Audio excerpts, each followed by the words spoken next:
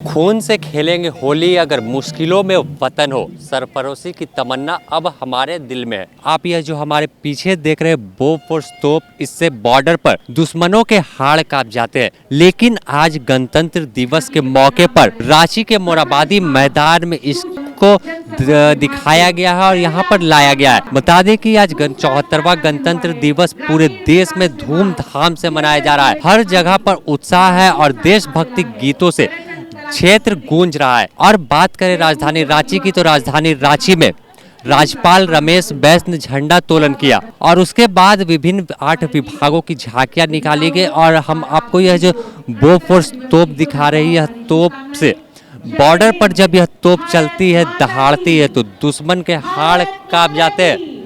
तो आप जो स्क्रीन पर देख रहे हैं कि तमाम स्वच्छता विभाग हो, पेयजल एवं स्वच्छता विभाग, स्वास्थ्य विभाग की ओर से स्वास्थ्य एंड हेलमेट सेंटर जो है आयुष्मान भारत के तहत, उसकी झांकी निकाली गई है। इसके अलावा अन्य विभागों की झांकियां निकाली गई है और दर्शकों में काफ़ी उत्साह है। और JSLPS की ओर से जो सावित्रीबाई फुले योजना, उसकी झांकी निकाली गई। उसमें दर्शाया गया है कि किस तरह से हड़िया दारू जो महिलाएं बेचती है उन्हें मुख्य धारा से जोड़कर आजीविका के लिए प्रोत्साहन राशि देकर कैसे वह सामान्य जीवन जी रही है। और चलिए आपको कुछ चंक सुनाते हैं। राज्यपाल रमेश बैस जब झंडोत्तोलन किया उसके बाद क्या कुछ कहा। हमारा मार्गदर्शक है, जिसके सहारे देश के सर्वांगीण विकास की परिकल्पनाएं पूरी हो रही है।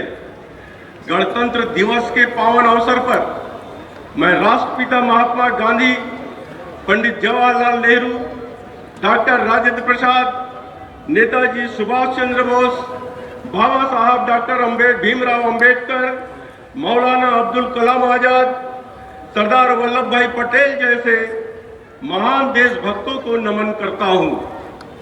देश के उन तमाम विभूतियों की भी नमन करता हूं जिन्होंने हमारे देश की आजादी के लिए अपने प्राणों की आहुति तक दी, वह अपना सर्वोच्च बलिदान दिया।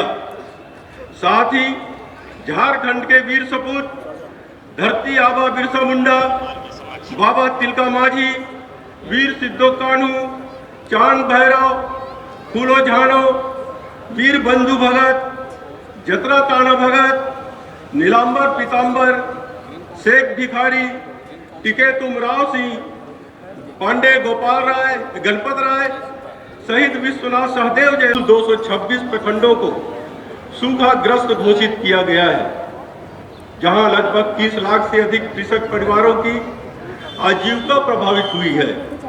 सरकार मुख्यमंत्री सुखाड़ राहत योजना के तहत सुखाड़ प्रभावित प्रत्येक परिवार को तत्काल राहत हेतु 3500 रुपए की राहत अनुदान राशि उपलब्ध करा रही है।